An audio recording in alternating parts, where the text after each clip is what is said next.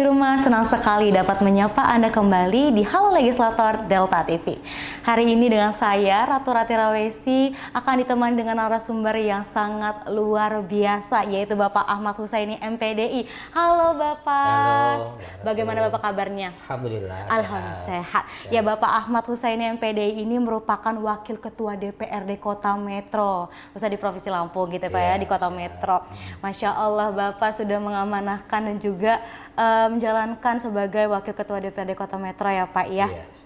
Oke Pak, berbicara tentang fungsi dan juga tugas secara umum di DPR ini sangat berat ya Pak pastinya Pak. Iya. Termasuk berkaitan dengan seputar pemerintahan, penyusunan regulasi perundang-undangan dan lain-lain. Nah, itu sangat besar dan juga amanahnya sangat besar ya Pak ya di Kota Metro sendiri. Nah, untuk berbicara tugas dan fungsi DPRD Kota Metro sendiri nih Pak, yang secara umum bagaimana menurut Bapak jalannya pemerintah di Kota Metro ini? Ya, Bismillahirrahmanirrahim. Ya, tentu di Kota Metro ya berkaitan dengan tugas ya fungsi anggota DPRD ini yang melekat tiga ya, bagaimana tugas-tugas kita di legislatif. Yang pertama yaitu legislasi ya, bagaimana kita membuat peraturan-peraturan daerah ya, yang itu juga bersama eksekutif maupun inisiatif DPRD itu kan ya. Kemudian yang kedua ya, kita ini ada tugas dan fungsi kita yaitu budgeting. Jadi setelah eksekutif merancang, membuat program di masing-masing dinas ya, tentu ya itu dibicarakan dengan DPRD baik di tingkat komisi, di tingkat badan anggaran, baru nanti ya endingnya yaitu pengesahan bersama ya program yang dirancang oleh wali kota bersama-sama DPRD. Kemudian yang ketiga ya bagaimana evaluasi, karena sebaik apapun program berjalan terlaksana butuh evaluasi supaya apa? Tentu dalam evaluasi bagaimana kita menata, memberikan masukan supaya program yang tentu sudah direncanakan berjalan dengan baik sesuai dengan tentunya rencana yang sudah tentunya direncanakan oleh tentunya pemerintah daerah. Nah, dengan kondisi ini maka regulasi pemerintahan di Kota Metro ini yang tentu sudah disusun, direncanakan dengan baik, saya pikir juga ya bagaimana metro ini ya infrastrukturnya baik, kemudian juga SDM-nya berkualitas ya, didukung juga ya bagaimana potensi-potensi ini juga harus dilihat oleh pemerintah kota sehingga ya bagaimana potensi meningkatkan pendapatan anggaran ini menjadi objek penting bagaimana kota ini supaya lebih baik. Oke, itu salah untuk jalannya roda pemerintahan di Kota Metro ini ya Pak ya. Yeah. Untuk program yang sudah dilaksanakan dan juga yang sedang berjalan, apakah ada masukan dan koreksi Pak untuk program tersebut? Ya, tentu wali kota itu kan punya yang namanya RPJMD ya, rencana jangka panjang menengah yang itu dibuat skala 5 tahunan. Dengan program yang ke belakang ya, yang mungkin periode Pak Wadi ini, saya pikir ya potensi ini sudah cukup ditangkap oleh Pak Wadi dan Mas Komaru, bagaimana potensi untuk meningkatkan ya sumber daya manusia SDM ini yang unggul, kemudian juga bagaimana mereka ini dalam taraf ya pendidikannya juga lebih meningkat ya. Di sisi lain yang menjadi hari ini PR dan tantangan kita infrastruktur yang mungkin karena situasi kemarin di 2 tahun masa pemerintahan Pak Wadi ini ada COVID ya, tentu ya bagaimana regulasi keuangan pasti tidak ya, ideal yang mungkin bisa dijalankan. Kemudian ini juga sebuah tantangan gitu kan Mbak Ratu ya, tantangan kita bagaimana ini semua yang menjadi salah satu keinginan warga, program yang sudah dirancang lewat musrenbang, lewat serap aspirasi yang dilakukan oleh anggota dewan, ini saya pikir juga penting ya supaya ya metro ini berbagai macam tantangan ya, kemudian juga peluang saya pikir juga harus ditangkap ya, dan harapannya ya karena pas kebetulan hari ini wali kota yang baru ini dilantik ya, dilantik di pusat ya di Jakarta ya, harapan besar bagi kita mudah-mudahan ini menjadi salah satu ya kalau bahasa kitanya ini ya perubahan yang tentunya yang diharapkan oleh masyarakat Kota Metro. Iya, itu adalah salah satu keinginan perubahannya di Kota Iya, Metro betul, ya Pak ya. betul. Salah satu adalah pembangunan Pak ya, Iya. infrastruktur yang ada di Kota Metro. Untuk membicarakan tentang konsep ini Pak, pembangunan ini, mau dijadikan apa nih Pak, infrastruktur atau pembangunan di Kota Metro ini?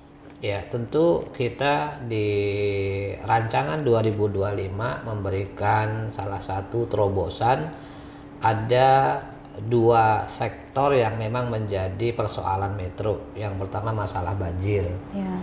Kemudian yang kedua infrastruktur. Ini kemarin menjadi salah satu not penting bagi eksekutif maupun legislatif untuk proyeksi pembangunan di 2025, ya salah satunya ya yaitu mengatasi banjir dan infrastruktur di beberapa titik di Kota Metro ini harapannya bisa diatasi, bisa dibangun, ya mudah-mudahan dengan tadi ya wali kota baru, wakil wali kota baru mudah-mudahan menjadi salah satu keinginan warga yang tentu menjadi perubahan di sisi infrastruktur maupun persoalan ya yang berkenaan dengan banjir di Kota Metro. Oke, untuk infrastruktur sendiri Pak, apa hal yang paling mendasar untuk menciptakan atau membangun pembangunan infrastruktur yang lebih baik di Kota Metro ini? Ya, tentu kalau kita mau mengandalkan hanya APBD daerah, kemudian dari pendapatan asli daerah, ya itu saya pikir juga tidak segampang yang mungkin menjadi bayangan kita. Tentu salah satu yang harus dilakukan oleh eksekutif terobosan. Ya, baik ke provinsi maupun ke pusat, ya terutama ke pusat, bagaimana dak pembangunan ini ya tentu menjadi salah satu potensi ya bagaimana bisa mengatasi persoalan jalan di Metro. Kemudian yang kedua ya mungkin setelah dak menjadi salah satu terobosan, mungkin cari informasi, cari link ya gitu kan ya untuk ke pusat, baik jalur partai ya maupun ya jalur kementerian yang menjadi salah satu garapan daerah untuk mengakses. Kemudian yang kedua yaitu CSR. Ya, jadi libatkan potensi-potensi yang bisa untuk membantu pembangunan Kota Metro, baik mungkin bank, para pengusaha ya yang itu sinergi ya dengan kemajuan kebutuhan kota dan sinergi dengan para pengusaha yang ada di Kota Metro. Oke, itu adalah untuk kerjasama ya Pak ya, supaya Iya, membangun Kota betul. Metro lebih bagus lagi. Mungkin akan ada pertanyaan selanjutnya nih Pak. Siap, Iya, siap. tapi kita akan jeda sedikit ya Pak ya. Oke. Oke, baik pemirsa di rumah, kita akan jeda setelah pariwara berikut ini.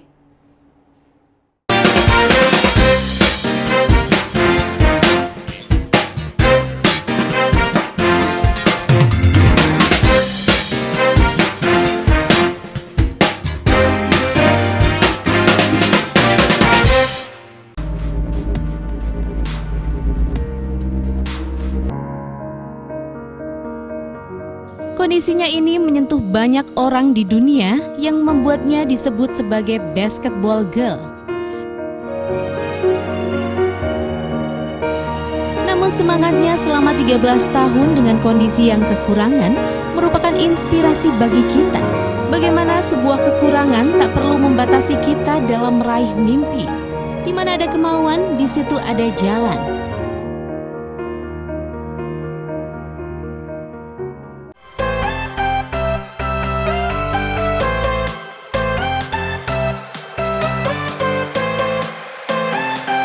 Tempatnya asik, cocok untuk anak muda zaman sekarang. Nggak terlalu formal, terbuka dan juga nggak panas sih, enak.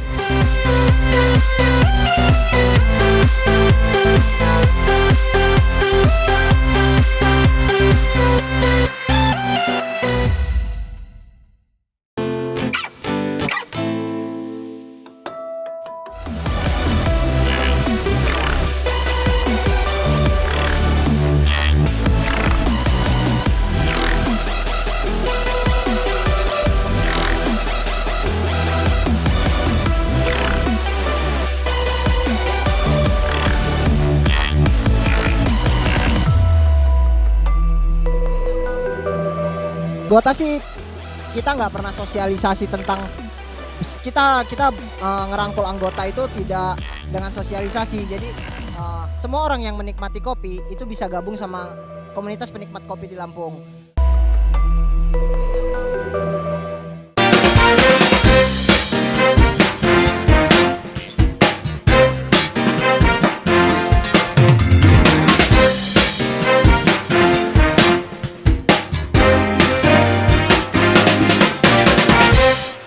Halo pemirsa di rumah, kembali lagi dengan saya Ratu Rati Rawesi di Halo Legislator Delta TV. Tentunya kita masih dengan bersama narasumber yang sangat luar biasa, yaitu Bapak Husaini. Halo Bapak. Siap, Mbak Ratu. Iya, Bapak Wakil Ketua DPRD Kota Metro ya Pak ya. Masih membahas nih Pak tentang infrastruktur yang di Kota Metro.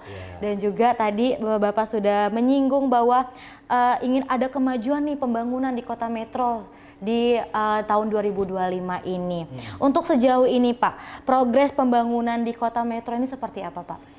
Ya, tentu di masa-masa yang tidak mudah yang kemarin Pak Wali, Pak Wahdi dan Mas Komarudin memimpin, ya tentu dengan progres ya pembangunan yang memang hari ini yang mungkin belum merata optimal di sisi infrastruktur, tapi di sisi pembangunan sumber yang ada di masyarakat Kota Metro gitu kan, SDM-nya gitu kan ya. Saya pikir ini juga sudah cukup baik ya, karena IPM Metro ini kan cukup tinggi ya. Mengapa ini yang mungkin ke depan menjadi salah satu ya tantangan tersendiri bagi eksekutif Pak Wali dan Mas Wali ya, bagaimana infrastruktur ini di beberapa titik harus terselesaikan. Ya, supaya apa? Inilah yang sebenarnya menjadi persoalan di masyarakat kita. Ya, jalan ya harapannya itu mulus ya, yang lubang-lubang ditambal. Kemudian juga lampu ini ya yang mungkin gelap menjadi terang benderang. Kemudian juga ekonomi masyarakat semakin meningkat. Ini sebuah tantangan. Cuman saya optimis nih ya dengan Pak Bambang dengan Mas Rafiq ya, mudah-mudahan yang tagline beliau ini perubahan yang mendasar, salah satunya infrastruktur, kemudian ekonomi. Ini saya pikir punya optimis ya bahwa 5 tahun ke depan ya ini akan lebih baik dalam sisi infrastruktur maupun bagaimana kualitas SDM yang ada di Kota Metro. Karena ini mengapa ini penting? Saya pikir insya Allah dengan potensi yang dimiliki Metro ya mudah-mudahan ini ditangkap oleh wali kota baru. Ini menjadi salah satu bagaimana visi misi yang beliau nanti akan canangkan ya, akan mungkin masukkan dalam rencana jangka menengah ya, mudah-mudahan bisa terlaksana selama 5 tahun ke depan. Oke, untuk dari pembangunan infrastruktur Kota Metro sendiri Pak, yang akan ada progres ataupun kemajuan dari segi kepuasan masyarakat, ini berarti belum puas dong Pak dengan infrastruktur yang ada di Kota Metro sendiri? Ya, kalau kita bicara antara puas dan nggak puas ini kan relatif ya. Ada mungkin sisi lain, kalau mungkin secara umum bagaimana Metro ini bergeliat dalam sisi kemajuan kotanya dalam sisi SDM itu baik gitu kan. Memang di sisi infrastruktur ini menjadi momok ya di tengah masyarakat, kalau toh jalannya ini masih berlubang, apalagi ini kota ya gitu kan ya, ini kota gitu kan. Kemudian juga masih ada mungkin beberapa tempat yang memang gelap ya. Ini saya pikir juga tantangan bagi kepala daerah ya. Harapannya dengan kondisi tantangan dan peluang ini semakin ditangkap, butuh sinergitas. Benar ya.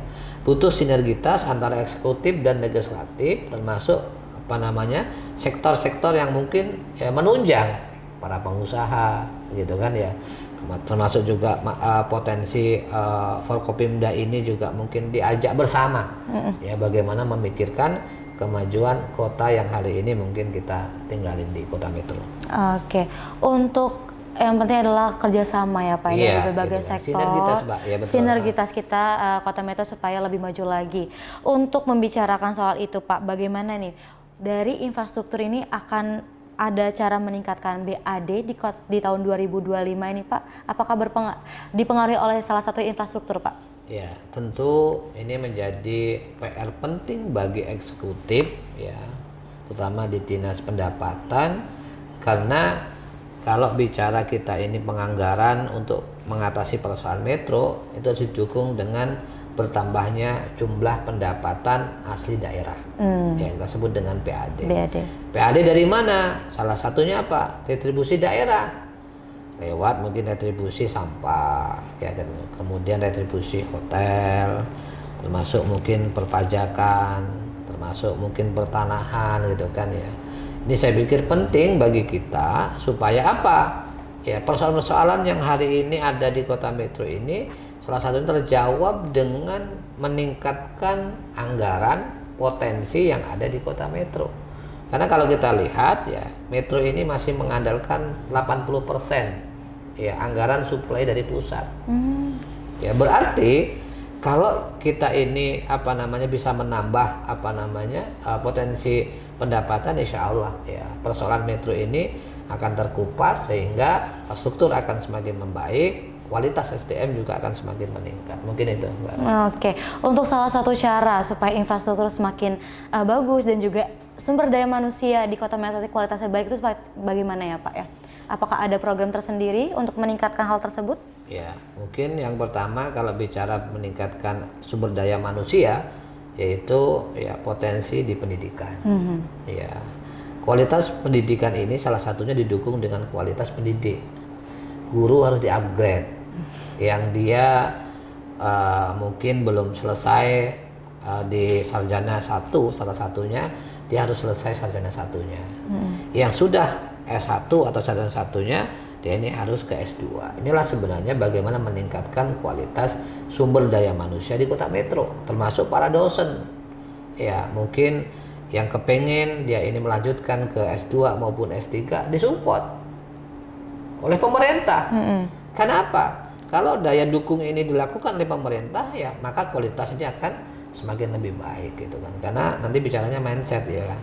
Kemudian yang kedua, ya bagaimana kita ini akan lebih baik juga infrastruktur yang dimiliki metro ini juga harus ditingkatkan. Apa itu? Jalan harus diperbaiki. Penerangan harus tentunya di setiap sudut, di setiap tempat-tempat yang sifatnya ini membahayakan publik, membahayakan kondisi masyarakat, ya dikasih penerangan. Benar. Nah ini, kemudian juga ekonomi masyarakat coba mungkin ditingkatkan lewat mana? UMKM.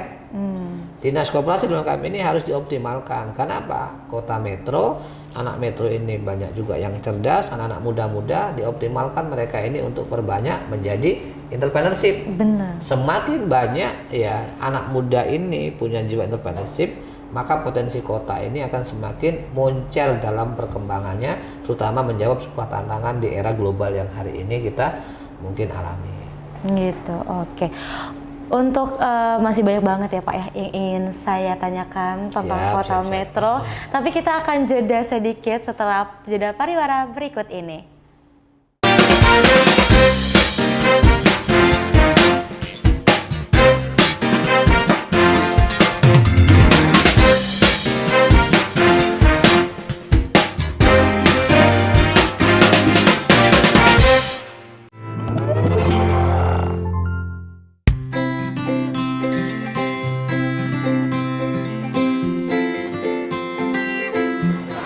Kalau menurut aku sih bisa, ya gitu ya. Kenapa tuh bisa terjadi? Kan kekuatan genggaman kayaknya lebih kuat daripada kekuatan cangkang telur. Nah, itu tadi adalah jawaban dari teman-teman yang kita tanyai apakah telur kalau digenggam atau diremas seperti ini, telur ini akan pecah atau tidak.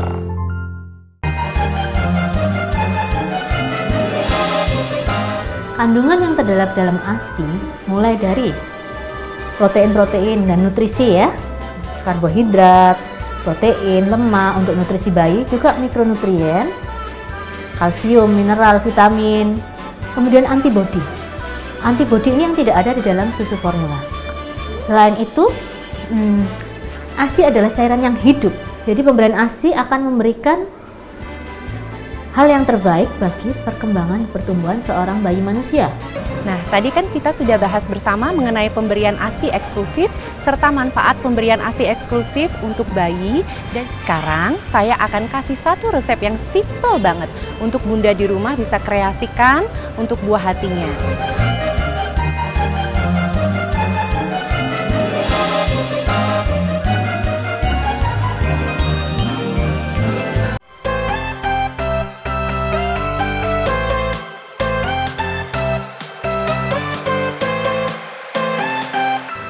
tempatnya asik, cocok untuk anak muda zaman sekarang. Nggak terlalu formal, terbuka, dan juga nggak panas sih, enak.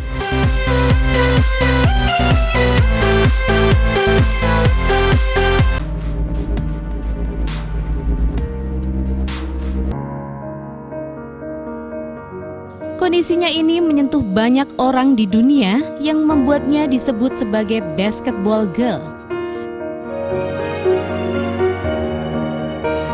Namun semangatnya selama 13 tahun dengan kondisi yang kekurangan merupakan inspirasi bagi kita. Bagaimana sebuah kekurangan tak perlu membatasi kita dalam meraih mimpi. Di mana ada kemauan, di situ ada jalan.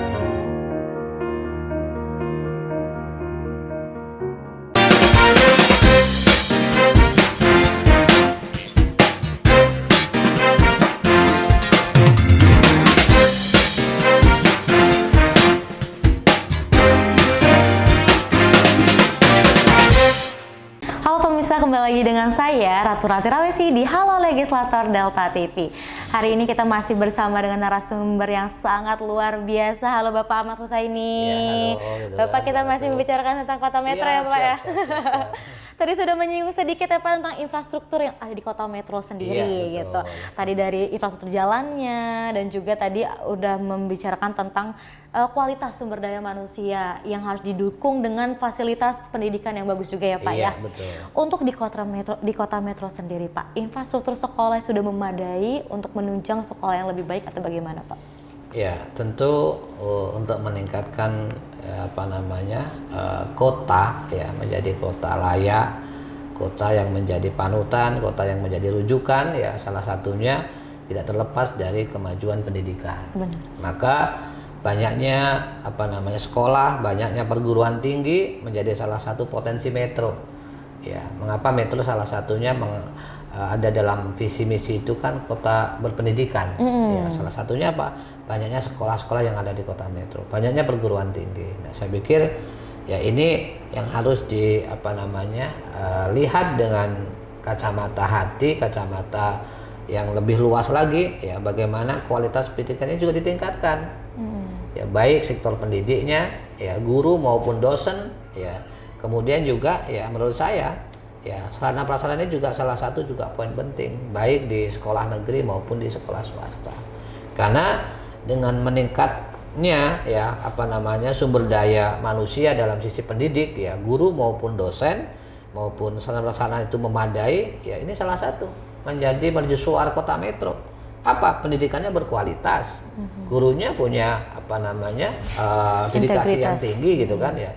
Kemudian sarana prasarananya mencukupi. Nah ini saya pikir juga penting bagi kita bagaimana pendidikan ini menjadi ikon ya metro yang tidak boleh ditinggalkan dalam sisi bagaimana membangun sumber daya manusia rasanya lewat dunia pendidikan baik sekolah maupun kampus. Nah, kemudian kalau bicara segmen yang lainnya yang penting juga yang tidak boleh ditinggalkan yaitu bagaimana kesehatan. Terjaminnya ya sehat warga di kota metro ini juga bagaimana hidup sehat. Ya, bagaimana berlakunya hidup sehat di kota metro dari mungkin usia anak, usia remaja, usia dewasa, usia senja, usia mungkin bagi kita ini usia purna ya. Ini harus juga ya terjamin dalam sisi kota memikirkan kesehatan warganya. Ya, supaya apa? Ini juga menjadi kenyamanan. Kalau warganya nyaman, ya, kemudian berpendidikan, ekonominya cukup, ini mungkin menjadi salah satu pastilah ya keinginan semua insan, semua manusia. Ketika kita masuk di metro, singgah di metro, sampai tinggal di metro, ada nyaman di dalam pikiran, nyaman di dalam hati, pengen sih kalau bahasa apa kitanya, kangen nih main ke metro. Kangen nih singgah di metro, pengen main lah di metro. Karena apa? Ya, yang tentu pendidikannya berkualitas, ya. Kemudian juga ekonomi masyarakatnya juga semakin membaik. Didukung apa ke depan harapan kita? Infrastrukturnya juga mungkin meningkat, jalannya mulus. Harapan kita ya. Iya. Kemudian juga ya jalan itu juga terang benderang gitu kan ya. Ini saya pikir juga ya harapan semua kita dan kita punya optimis, punya keyakinan dengan pemimpin baru Mas Bambang dan Mas Taufik ini mudah-mudahan menjawab sebuah tantangan dan semua yang diinginkan oleh masyarakat Metro. Iya, sebenarnya banyak banget segi yang untuk meningkatkan kemajuan Kota Metro Iya, ya Pak ya. betul. Dari kualitas sumber daya manusianya, integritasnya, dan Iya. juga infrastrukturnya yang harus memadai ya Pak ya. Tadi saya menyinggung sedikit nih Pak soal jalanan yang ada di Kota Metro. Sebenarnya kalau misalkan Kota Metro ini letak geografis sangat strategis ya Pak ya. Betul. Namun masih ada jalan yang belum memadai, itu kalau misalkan penyebabnya itu karena apa Pak? Ya, tentu karena metro ini salah satu jalur lintas perdagangan penghubung antara Lampung Timur dan Lampung Tengah. Ini salah satu mungkin penyebabnya. Yang pertama, kelebihannya muatan yang memang masuk di Kota Metro, ini salah satu. Yang kedua, yang mungkin PR besar kita, ya segera sigap dinas terkait ketika memang sudah ya ada lubang-lubang kecil, segera diatasin supaya tidak melebar. Iya benar. Ya, karena kalau semakin hari, semakin bulan, bahkan semakin tahun ini melebar, maka semakin jalan ini dari mulai ukuran meter sampai mungkin bermeter-meter, sampai mungkin berkilo-kilo. Nah, ini saya pikir juga harus sigap supaya apa? Yang mungkin menjadi salah satu kendala hancurnya jalan diatasin. Berarti apa? Tonase yang melewati jalan di Kota Metro ini mungkin ditertibkan. Yang biasa tonasenya tinggi mungkin diturunkan. Kemudian yang mohon maaf gitu kan ya, yang sudah mulai rusak, mulai mungkin berlubang, segera mungkin ditambal mungkin dengan dana taktis gitu kan, supaya tidak terlalu nanti ya banyak biayanya. Nah, kemudian juga libatkan ya CSR CSR yang memang menjadi salah satu ya daya dukung ya para pengusaha gitu kan. Kemudian juga para pemilik bank baik mungkin yang memang ada di Kota Metro. Gitu, pokoknya banyak banget ya Pak ternyata penyebab kerusakan infrastruktur jalan ya Pak ya. Betul. Nah, dihimbau oleh Bapak untuk pemuatan di mobilnya jangan sampai melebihi ya Pak ya. Betul. Seperti itu. Ya, itulah perbincangan saya dengan Bapak. Bapak terima kasih ya Pak. Sama-sama. Ya Bapak, saya ini sangat luar biasa berbincang dengan Bapak. Sebelum closing nih Pak, boleh memberikan saran kepada pemirsa di rumah. Ya, tentu pada kesempatan hari ini yang pertama saya mengucapkan selamat kepada Mas Bambang, Mas Rafiq yang hari ini dilantik di Jakarta ya sebagai wali kota terpilih, wakil wali kota terpilih. Semoga amanah yang diberikan masyarakat Kota Metro ini bisa diemban dengan sebaik-baiknya, dan mungkin kepada warga masyarakat tentunya harapan, keinginan berkaitan dengan kondisi yang menjadi fundamental di Metro ini mudah-mudahan bisa teratasi, khususnya jalan, penerangan, pelayanan, mudah-mudahan semakin membaik. Dan mungkin kepada pejabat setempat ya yang mungkin dikasih amanah, mandat baik ya dia ini di pemerintahan, kemudian nanti mungkin sampai ke sektor pelayanan di tingkat puskesmas, di tingkat kelurahan, harapannya bekerja dengan semaksimal mungkin supaya apa? Kalau kita kerja sudah maksimal, penuh dengan mungkin keikhlasan, penuh dengan penjiwaan, mudah-mudahan yang kita lakukan ini bukan hanya sekedar menjalankan tugas kita di pemerintahan maupun menjadi seorang pendidik, ya pengajar, mudah-mudahan akan banyak lebihnya apa? Ya mendapatkan pahala yang dari yang maha segalanya gitu kan. Mungkin itu ya mudah-mudahan bermanfaat, dan kepada seluruh yang mungkin hari ini bicara bersyukur ya sudah ada pemimpin baru, mudah-mudahan menjadi harapan baru untuk warga Kota Metro. Iya, alhamdulillah. Semoga ini pemimpin baru bisa membangun Kota Metro lebih baik lagi dan lebih maju lagi ya Pak ya di berbagai bidang. Amin. Nah, itulah perbincangan kita pada hari ini dengan Bapak Ahmad Husaini MPDI selaku Wakil Ketua DPRD Kota Metro. Terima kasih pemirsa yang di rumah sudah menyaksikan. Saya Ratu Rati Rawesi pamit undur diri. Sampai jumpa.